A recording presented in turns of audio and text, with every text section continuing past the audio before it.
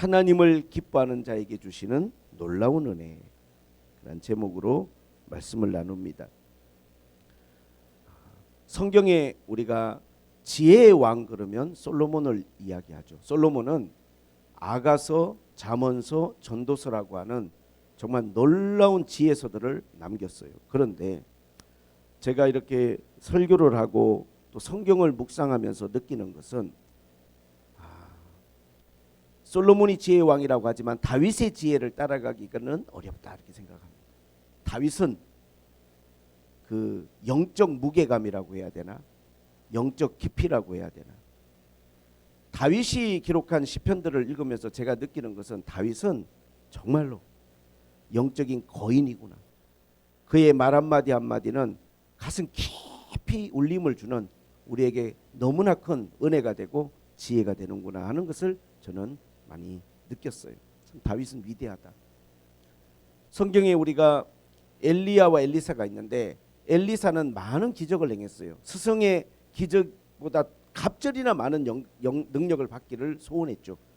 많은 능력과 기적을 행했지만 그럼에도 불구하고 그 무게감이라는 게 엘리야를 뛰어넘기가 참 어렵겠다는 생각을 저는 합니다.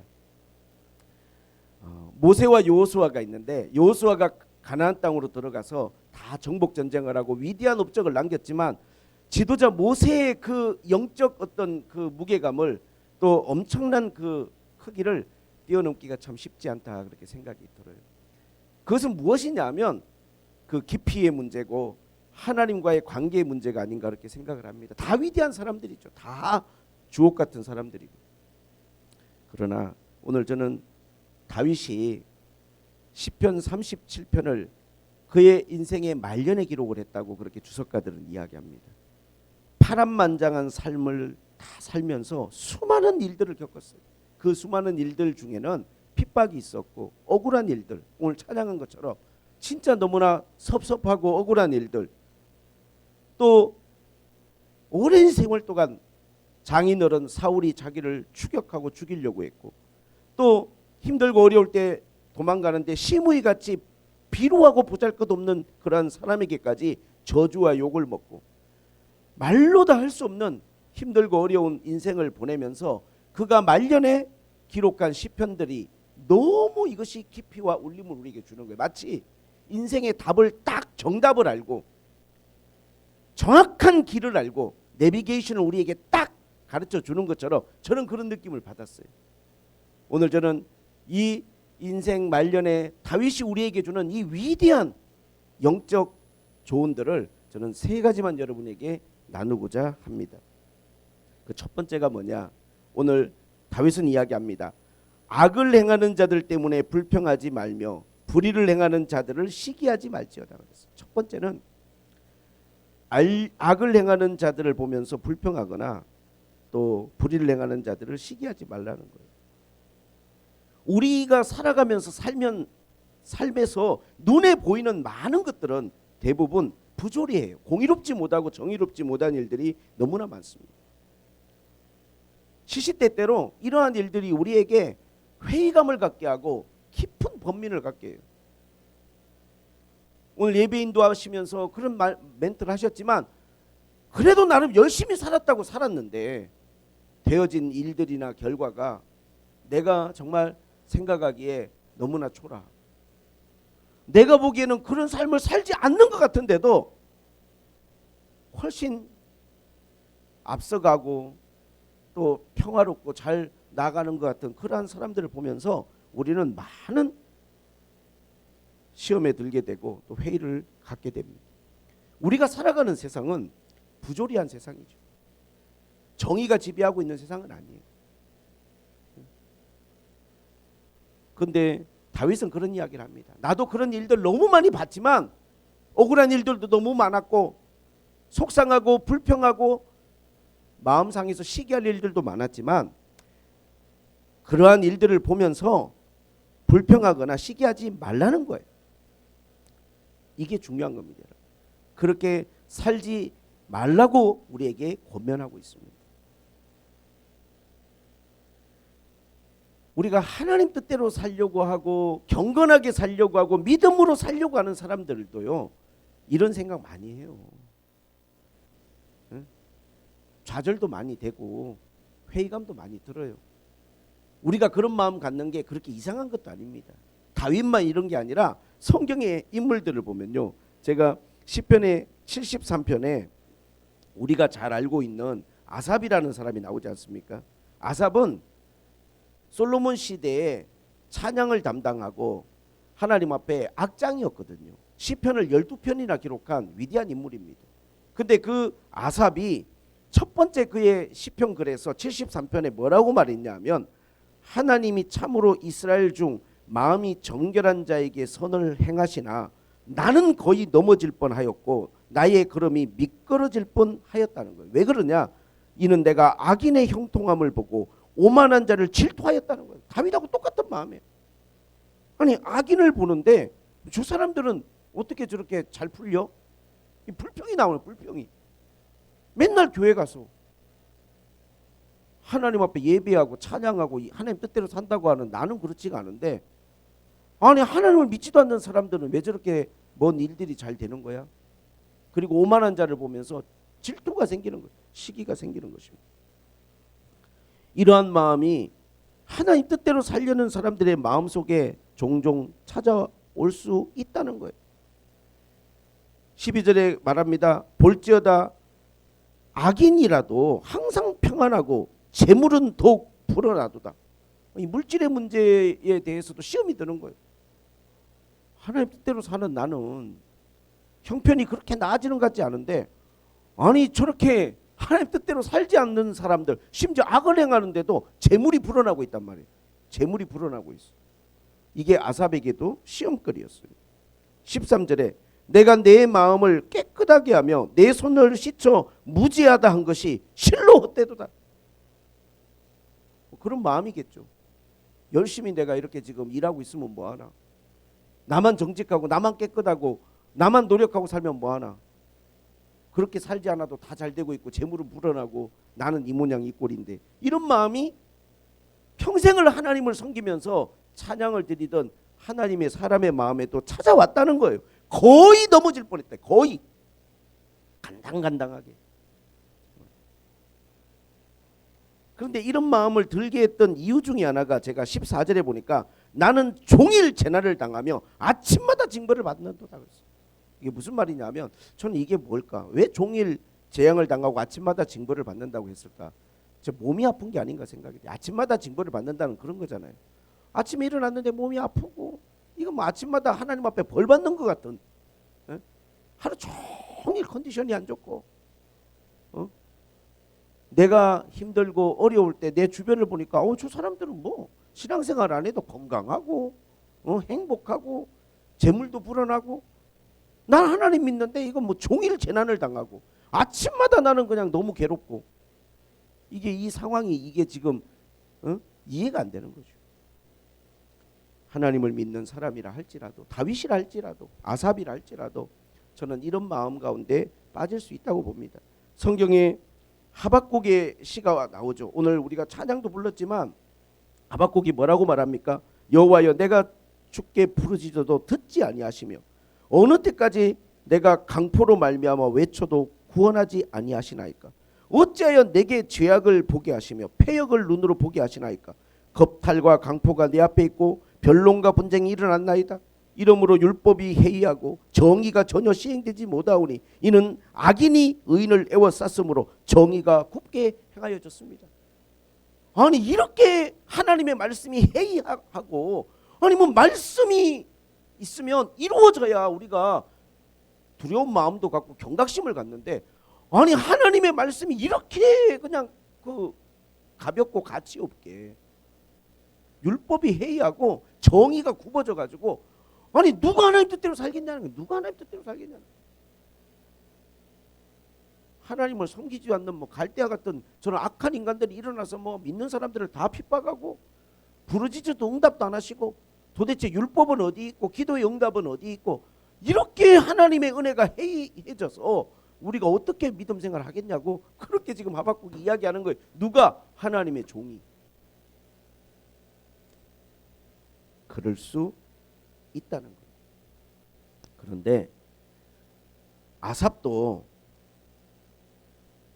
73편 17절에 읽어보면 언제 깨달음을 얻냐면 성소에 들어가서 비로소 거기서 맨날 가던 교회당이고 예배당이었지만 내가 이 시험 가운데 하나님의 성소에 들어가서 진짜로 하나님 앞에 내가 깨달음을 얻고 은혜를 받고 보니까 이 모든 내가 했던 말이나 내가 가졌던 불평이 이게 정말 부끄럽기 짝이 없고, 읽어보면 뭐라고까지 표현했냐면 내가 양심이 없는 짐승같이 느껴질 정도로 하나님이 이렇게 은혜를 베푸시고 나를 사랑하시는데 내가 눈에 보이는 것들, 내 눈앞에 나타나는 것들만 가지고 이렇게 불평을 하고 있었던 것이 내 자신이 너무 부끄럽다는 거예요.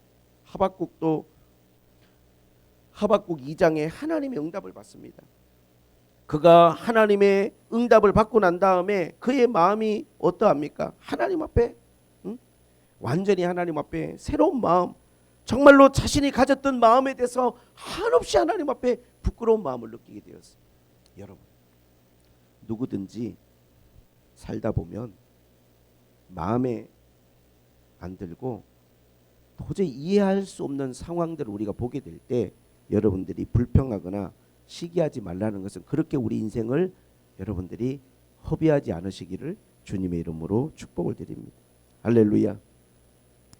여러분, 세상이 부조리한 세상 같지만요, 여전히 하나님의 공의와 하나님의 정의는요 강물같이 보이지 않게 흘러갑니다. 묵묵히 흘러갑니다. 눈에 보이지 않는 것뿐이에요. 반드시 하나님은 하나님의 사람과 의인들을 하나님은 붙드시고 그들을 구원할 뿐만 아니라 축복하셔요. 할렐루야. 여러분들이 보기에 대단해 보이는 모든 것들이 그냥 시드는 채소 같은 거예요. 너무 좋아 보이지만요 금방 시들어 버리는 것이, 금방 피었다 지는 꽃 같은 거예요. 그런 거에 우리가 마음을 빼앗기고 내가 그런 거에 불평하면서 시기하면서 나에게 주어져 있는 이 인생이라고 하는 아름다운 선물 같은 시간들을 불평과 시기로 허비하고 낭비하지 말라는 거예요.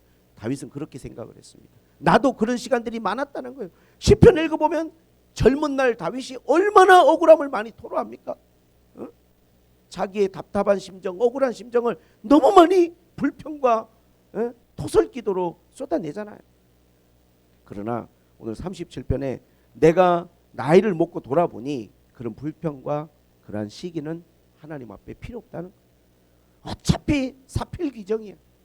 때가 되고 시간이 되면 모든 것들은 하나님이 질서를 세우시고 정의롭게 하시고 하나님이 공의로 다 판단하신다는 거예요. 살아보니 그렇더라는 거예요. 지내놓고 보니 그렇게 됐더라는 거예요. 결국은요, 결과가 다 말을 해주는 거예요.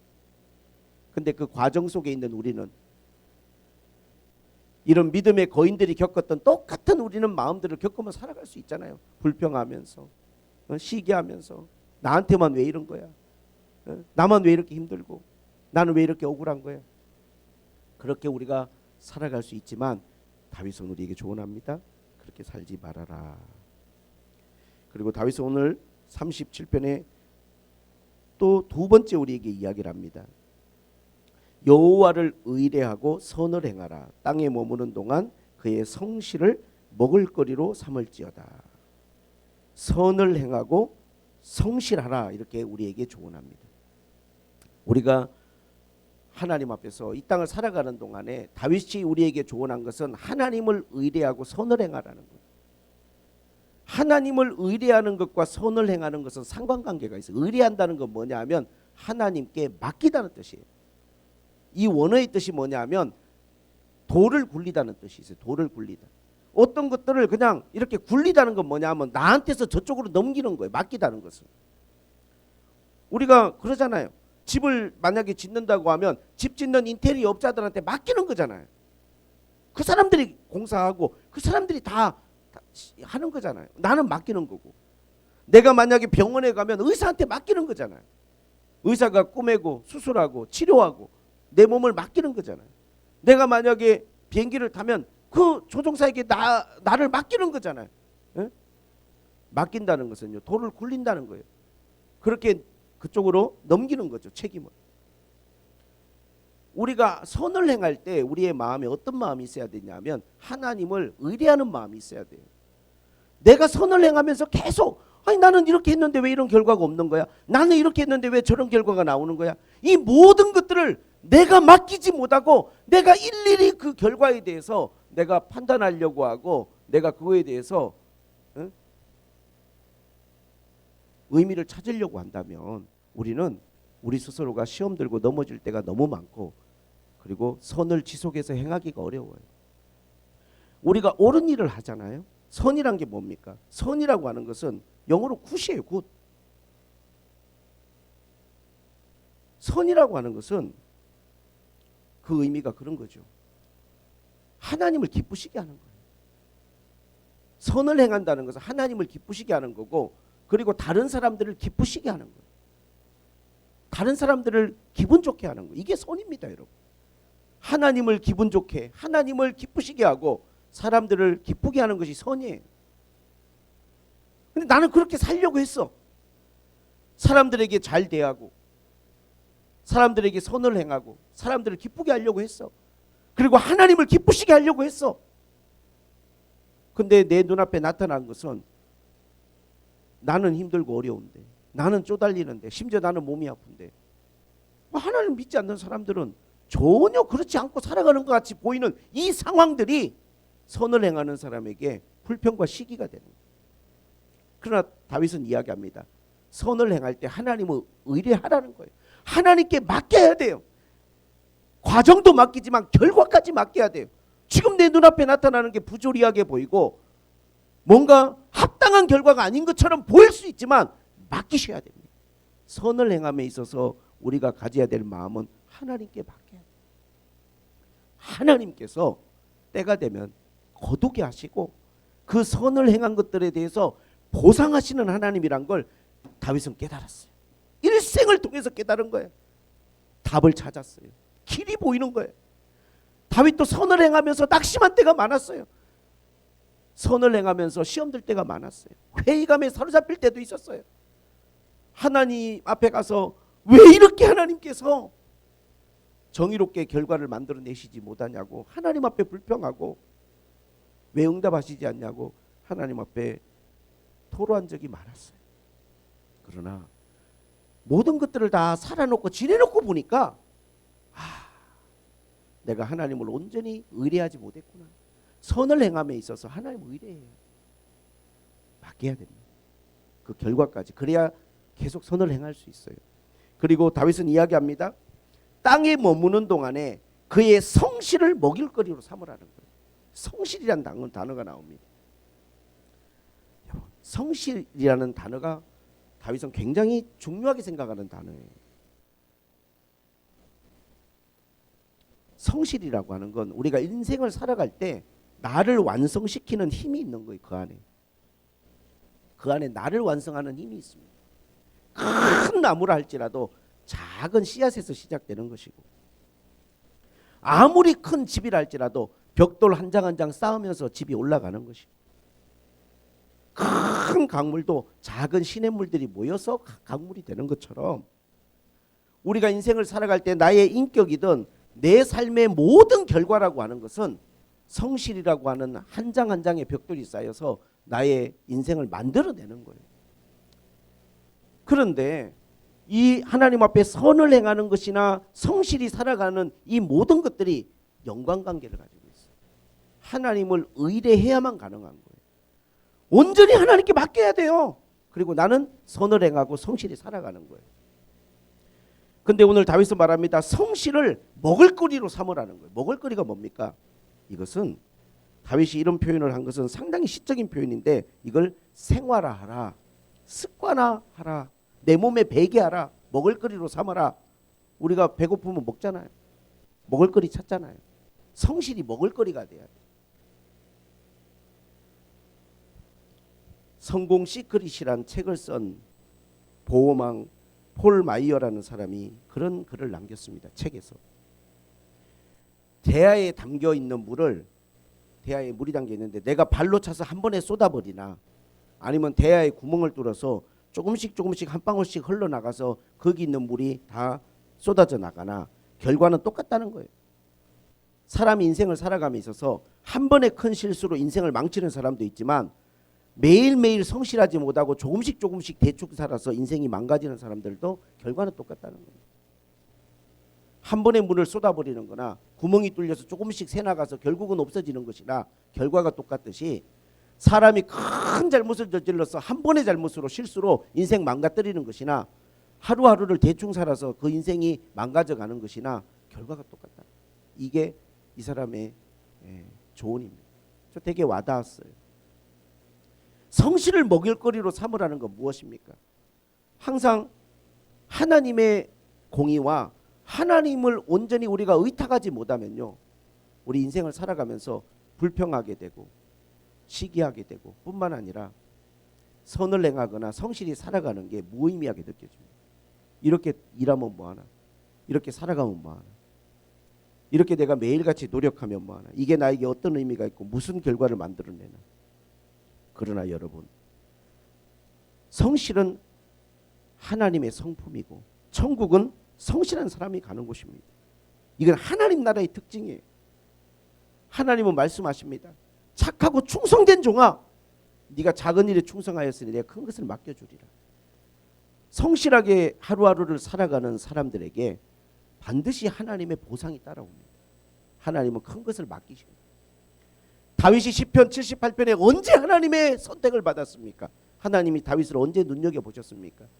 아버지 집에서 양을 칠 때 그의 성실함을 보고 하나님이 반하셨어요. 그의 성실함을 보고, 그 최선을 다하는 모습을 보고, 굳은 일, 힘든 일을 함에 있어서도 성실히 행하는 걸 보고 하나님이 감동한, 이게 하나님의 성품이에요. 우리가 살아가면서 매일을 게으르게 살아간다는 건 하나님 그걸 악하다라고 규정하셨어요. 악하다. 근데 그렇게 살아가는 사람에게도 이유가 있죠. 아니 내가 열심히 노력하면 뭐해? 달라지지도 않는데. 아니 내가 열심히 성실히 살아가면 뭐해? 내가 집을 사지도 못할 텐데, 성공하지도 못할 텐데, 내가 그렇게 했다고 해서 내가 대단한 사람이 되지도 못할 텐데. 자기 인생에 대해서 자기가 결론을 내리고 그렇게 생각하면서 성실을 포기하는 사람들이 있어요. 가장 다윗이 하나님 앞에서 하지 말아야 될 일이라. 성실을 먹일거리로 삼아야 돼. 그게 어떤 결과가 나오든 나오지 않든, 그걸 누가 알아주든 몰라주든, 하루하루 나에게 주어진 시간에 내가 해야 될 일들, 내가 반드시 해야 될 일들, 나에게 중요한 일들을 묵묵히 하고 가는 거예요. 그게 뭡니까? 성실을 먹일거리로 삼는 거예요. 그렇게 나아가다 보면, 그렇게 살아가다 보면 하나님께서 우리의 삶을 기억하시고 하나님이 은혜와 축복을 베푸신다는 거예요. 저는 이 말을 다윗이 했기 때문에 은혜를 받았어요. 정말 너무나 은혜가 된다. 하나님 앞에서 우리가 이러한 삶을 살 수 있기를 주님의 이름으로 축복합니다. 그리고 이제 가장 중요한 오늘 설교 제목입니다. 하나님을 기뻐하라는 거예요. 세 번째입니다. 여호와를 기뻐하라. 그가 네 마음의 소원을 이루어 주시리라. 이게 오늘 핵심이에요. 하나님을 기뻐하면 하나님이 우리의 마음의 소원을 이루시겠다는 거예요. 하나님을 기뻐하라는 게 그게 무슨 뜻일까요? 우리의 기쁨을 하나님 안에서 찾으라는 거예요. 기쁨을 하나님에게서 찾으라는 거예요. 잠언서 5장 18절에 네가 젊어서 취한 내 아내를 기뻐하라, 즐거워하라. 기쁨을 아내에게서 찾으라는 거예요. 내가 기쁨을 아내에게서 찾지 않고 다른 여성에게서 찾는다면 그건 범죄가 되겠죠. 뭐 비유가 적당하진 않을지 모르겠는데 어쨌든 여호와를 기뻐하라는 것은 기쁨을 하나님에게서 찾으라는 거예요. 그러면 하나님이 우리의 삶의 소원을 이루시겠다 말씀하셨습니다. 사람들은 기쁨을 어디서 찾을까 제가 막 이렇게 한번 조사를 해봤어요. 그런데 크게 두 가지, 자기 만족이나 자기 성취에서 기쁨을 찾더라고요. 사람이 기쁨을 찾는 걸 알려면 가장 쉬운 건 뭐냐면 사람이 어디에 가면 제일 많이 몰리나를 보면 거기서 기쁨을 찾으려고 모여 있는 거예요. 사람들은 어디에서 기쁨을 찾을까요? 제가 보니까 여행. 저도 여행 같은 거 이렇게 좋아하거든요. 예? 왜냐면 이렇게 힐링이 되잖아요. 또 뭔가 충전도 되고 이해가 돼요. 또 그것도 나름 건강한 거라고 저는 생각합니다. 거기서 기쁨을 찾는 거죠. 그래서 좋은 여행지 같은 데 가면 정말 사람 많이 오죠. 그 다음에 어디서 기쁨을 찾나? 맛집. 자기 만족이죠. 예. 주로 보면은 막 이렇게 블로그에 좋은 댓글 많이 올라오고 이런데 평점 높고 이런데 맛집 찾아가면 저도 이번 주에 뭐 맛집 한 군데 갔는데 포기했어요. 줄이 보니까 뭐 딱 봐도 한 30m? 하여튼 맛집이면 줄 서야 되더라고 보니까. 그래서 맛집 아닌 곳에 가서 맛집 아닌 걸 먹었어요. 그냥. 너무 사람들이 거기 많이 몰리니까. 왜? 사람들이 그런 데서 기쁨을 찾는 거잖아요. 그러니까 기다리고 줄 서고 다 하는 거죠. 사실 제가 여행을 이렇게 가면 느끼는 건 뭐냐 하면 여행이라는 게 이렇게 시간이 많이 들고 돈이 많이 들잖아요. 그리고 운전도 많이 해야 되고 그리고 중요한 게 또 피곤하잖아요. 여행하고. 그럼에도 불구하고 사람들은 기쁨을 얻기 위해서 여행을 가요. 또 맛집 같은 데 가면 웨이팅 해야 되고 값도 또 비싸잖아요. 그럼에도 불구하고 또 사람들은 맛집을 찾아가죠. 배만 불리는 게 아니라 맛있는 거 먹으려고. 또 사람들이 어디 많이 가나 봤더니 쇼핑몰 같은 데. 유명한 쇼핑몰 같은 데 가면 막 주말에 사람이 미어 터지죠. 주차할 데도 없죠. 왜? 거기서 기쁨을 찾는 거예요. 쇼핑하면서 좋은 물건 사고 쇼핑하고 그러면서 거기서 또 기쁨을 찾는 거죠. 아니면은 사람들이 자기 성취, 뭐 공부를 열심히 하든 일을 열심히 해서 내가 어떤 결과를 만들어내는 데서 또 기쁨을 찾으려고 하죠. 다 그건 좋은 것 같아요. 또 건강한 것 같고. 근데 요즘은 걱정되는 건 하나는 있어요. 좀 특히 이 우리나라에도 보니까 마약 같은 게 많이 들어왔더라고요. 이제 그런 데서 기쁨을 찾으려고 하는 거. 그런 거는 정말 큰 죄악이죠. 그런 유혹들이 있는 것 같아요. 사람들이 자꾸 이렇게 자극적이고 그런 것에서 기쁨을 찾는 것은 그것은 범죄죠. 그러나 어쨌든 사람들이 기쁨을 찾고 싶은 거죠. 그런데 주님은 뭐라고 우리에게 이야기하시냐면 다윗을 통해서 하나님 안에서 기쁨을 찾으라는 거예요. 그러면 기쁨도 얻을 뿐만 아니라 소원을 이루시겠다는 거예요. 소원을 이루시겠다. 이 말씀을 딱 묵상을 하는데 성경 말씀이 딱 묵상이 되더라고요. 어떤 말씀이 묵상이 되냐면 저는 사무엘 선지자가 묵상이 됐어요. 사무엘 3장을 보면 사무엘 선지자는 어릴 때 어린 시절에 하나님 성전에 드려졌어요. 너무 잘 알잖아요, 여러분들이. 한나가 아기가 없어가지고 날마다 성전에서 아기가 안 태어나니까 기도할 때 하나님이 기도의 응답으로 준 게 사무엘이거든요. 그때 한나가 하나님 앞에 소원을 했어요. 뭐라고 소원했냐? 저 때면 하나님께 내가 바치겠나. 하나님 성전에다가 내가 일하라고 드리겠나이다. 내가 사랑하지만 내가 낳고 젖을 떼고 나면 그렇게 하겠습니다. 아니 그 어린 아이를 갖다가 태어나가지고 젖떼자마자 성전에다 갖다가 놨어요. 어린 사무엘이 여기 보니 성경을 읽어보니까 아주 갓난 애기인데 아장아장 우리 지금 하율이나 이렇게 애기처럼 이렇게 하는데 에봇을 입고 제사장이 입는 옷을 입고 엄마가 그걸 만들어다 주니까 얼마나 귀여웠겠어요. 근데 누구네 집에 있다고? 부모님 곁에서 재롱 떨면서 이쁨 받으면서 재미있게 살아가는 게 아니라 성전에 엘리 제사장 집에다 갖다 놨어요. 근데 3장에 읽어보니까 이런 이야기가 나옵니다. 아이 사무엘이에요. 아이 사무엘이 엘리 앞에서 여호와를 섬길 때 여호와의 말씀이 희귀하여 이상이 흔히 보이지 않았더라.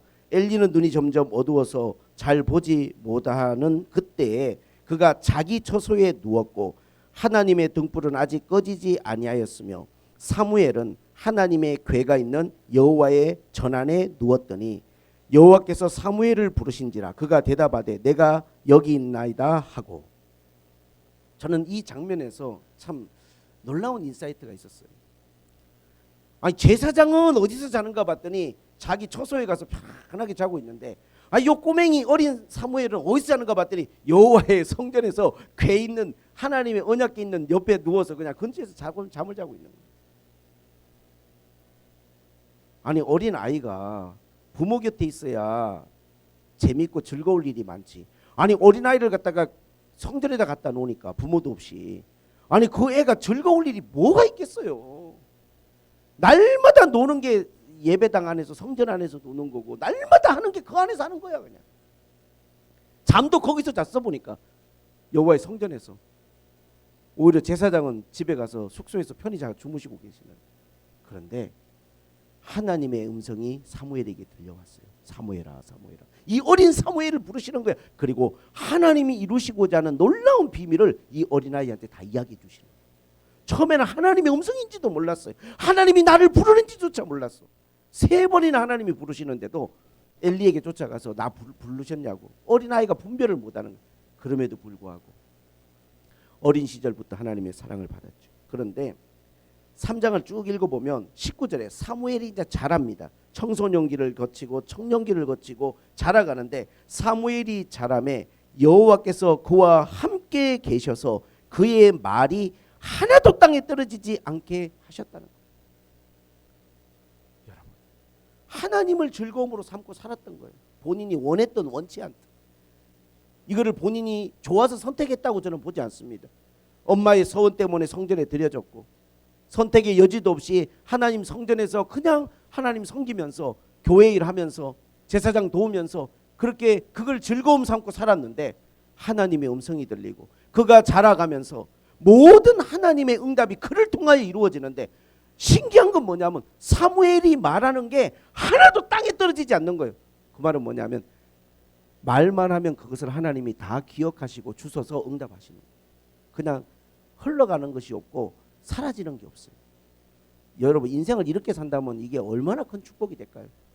내가 입에서 나가는 말들이 떨어지지 않고 그냥 다 하나님이 그거를 기억하시고 응답하시는 말씀이 된다면 이건 얼마나 놀라운 삶일까요? 사무엘이 그렇게 살았어요.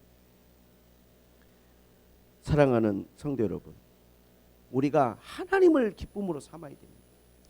물론 우리가 사람인지라 또 육체적으로 정신적으로 저는 그런 휴식과 힐링의 시간들이 필요해요. 그러나 여러분 그것이 우리의 소원을 이루는 것까지는 못 가요. 지친 내 육신과 내 마음을 좀 쉬게 해줄 수는 있지만 그게 내 인생의 소원을 이룬다든지 그것이 내 삶 가운데 언제든지 꺼내볼 수 있는 나에게 기쁨이 되지는 못해. 그건 그때만 기쁜 거고 지나고 나면 이제 그건 과거가 되는 거예요. 아무리 좋은 걸 먹고 맛있는 걸 먹어도 먹고 돌아서고 다음 날이 되면 이제 그것은 그냥 그때의 기쁨이지 지금의 기쁨은 아니에요. 그런데 여러분 놀라운 것은 하나님을 기뻐하잖아요. 내가 하나님 안에서 뭔가 기쁨을 찾고 하나님 앞에 받았던 은혜는요 10년이 지나고 20년이 지나도 그때 그 상황을 생각만 하면 다시 그 기쁨과 은혜가 내 마음속에 솟아올라와요. 이게 얼마나 놀라운지 몰라요. 저는 그래요. 저는 내가 그때 체험했던 주님, 그때 나에게 말씀하셨던 주님의 그 생생한 음성, 그때 나에게 베풀어 주셨던 그 하나님의 놀라운 은혜를 내가 하나님 안에서 느꼈던 것들을 생각하면 이게 다시금 내 삶을 소생케 하고 내 영혼을 다시금 살아나게 하는 기쁨이 생기더라고요. 하나님이 주시는 기쁨은 그때만 주어지는 게 아니라 일생을 살아가면서 나에게 지속되는 기쁨이구나 하는 걸 제가 느꼈어요. 그리고 더 놀라운 것은 하나님을 기뻐하면 우리의 소원을 이루시겠다는 거예요. 우리의 소원을 이루시겠다는 것입니다. 우리의 소원이 뭔지는 제가 잘 모르겠지만 여러분이 마음속에 뭔가 바람이 있고 기도하는 게 있다면 하나님을 기뻐하세요. 그게 여러분 건강의 문제든 그게 자녀들의 문제든 여러분 미래에 대한 어떤 것이든 간에 하나님을 기뻐하고 기쁨을 하나님 안에서 찾으려고 하시면 여러분들이 원하는 것들을 이룰 수 있습니다. 하나님께서 그것을 반드시 하나님이 이루어내시고 이루어 가실 거라고 저는 여러분들에게 말씀을 드립니다. 다윗은 그랬어요. 그의 많은 젊은 날 정말로 이 어렵고 힘든 가운데에서도 그가 그래도 하나님 앞에 했던 것들은 뭐냐면 성실히 하나님 안에서 기쁨을 찾으려고 했던 거예요. 시편 119편을 보면 다윗의 그러한 고백이 나오죠. 그가 119편 97절에 그렇게 이야기합니다. 내가 주의 법을 어찌 그리 사랑하는지요. 내가 그것을 종일 작은 소리로 읊조리나이다. 여러분, 다윗이 매일 했던 게 뭐냐면 새벽에 일단 일어나요. 새벽에 일어나서 하나님 앞에 기도로 하루를 시작했어요. 이게 다윗의 날마다의 성실함이에요. 이 다윗의 삶 속에 아까 말한 일들이 다 일어나는 거예요. 어떨 때는 시험에 들고, 어떨 때는 이게 무의미하게 느껴지고, 내가 이렇게 해봤자 무슨 소용이 있나라, 이러한 절망적인 마음들도, 회의감도 막 생기는 거예요. 왜? 나를 쫓아오는 사람들, 나를 괴롭히는 사람들, 그들은 여전히 나를 괴롭히고 나는 힘들고, 이러한 상황들 속에서 다윗은 성실을 포기하지 않았고 선을 행하는 걸 포기하지 않았어요. 새벽에 일어나서 하나님 앞에 말씀을 묵상하고 기도하고, 그리고 하루 종일 보니까 주님의 말씀을 읊조렸다는 거예요. 주님의 말씀. 주님을 너무 사랑했어요. 어떻게든지 그 안에서 길을 찾고 답을 찾으려고 했어요. 예수님 안에, 주님 안에 길이 있고 답이 있다고 다윗은 그렇게 믿었어요. 그 안에서 길을 찾으려고 한 거예요. 어떻게 듣지? 아무리 힘들고 내 마음속에 좌절과 회의감이 들어도 다른 데서 길을 찾지 않습니다. 다른 데서 답을 찾지 않아요. 하나님 안에서 답을 찾으려고 하는 거죠. 99절에 그렇게 말합니다. 내가 주의 증거들을 늘 읊조림으로 나의 명철함이 나의 모든 스승보다 낫다는 거예요. 계속 하나님의 말씀을 내가 이렇게 묵상하고 이러다 보니까 세상에 수많은 스승들, 뭐 좋은 이야기, 옳은 이야기, 맞는 이야기하는 수많은 사람들보다 하나님의 말씀이 나에게 훨씬 비교할 수 없는 그런 나에게 지혜가 되고 은혜가 된다는 거예요.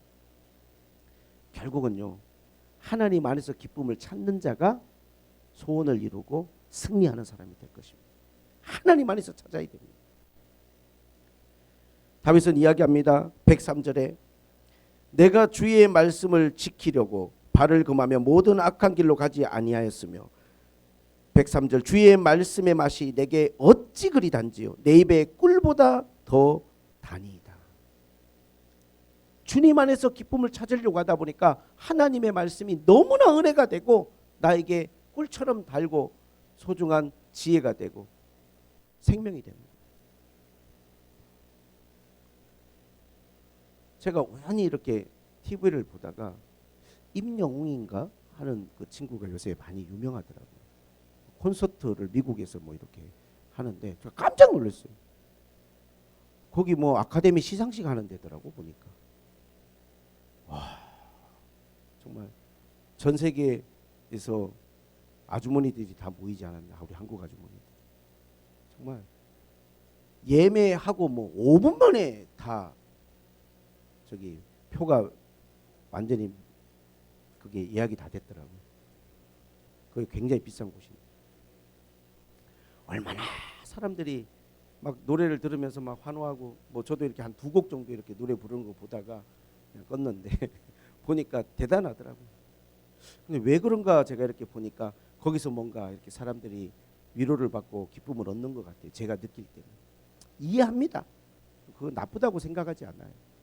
나쁘다고 말하려고 지금 이야기를 하는 거 아닙니다.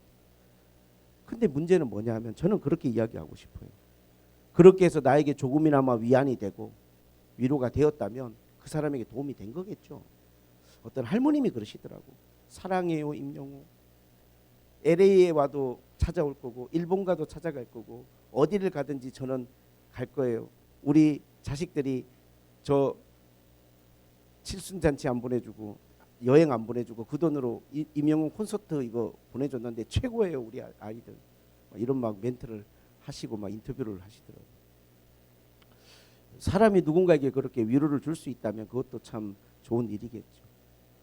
근데 여러분, 저는 주님 안에서 기쁨을 찾으려고 하는 사람들이 가장 올바른 선택이라고 저는 말하고 싶습니다. 주님 안에서 기쁨을 찾는 사람은요, 소원을 이루게 될 겁니다. 이건 저의 말이 아닙니다. 다윗이 그의 일생을 통해서 하나님 앞에 여러분에게 드리는 길이고 답입니다. 다윗은 그랬어요. 주님 안에서 기쁨을 찾으려고 했던 그의 삶의 시간들이 때로는 허무해 보일지라도 내가 세월을 먹고 나이를 먹고 보니 내가 하나님 앞에 이룰 수 없었던 것들을 하나님이 다 이루셨어요.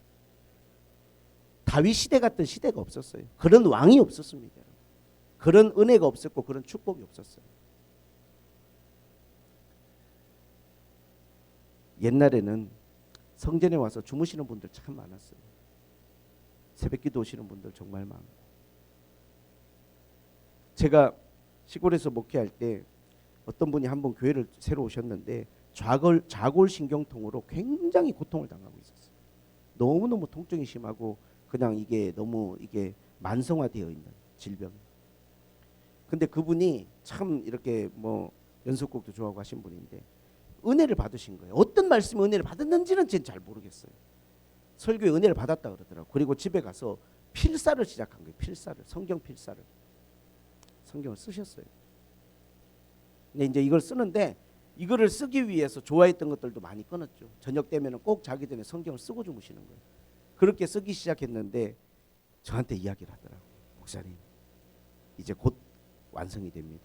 대학 노트로 12권 정도 해가지고 묶어가지고 창세기부터 요한계시록까지를 다 썼어요. 이분이.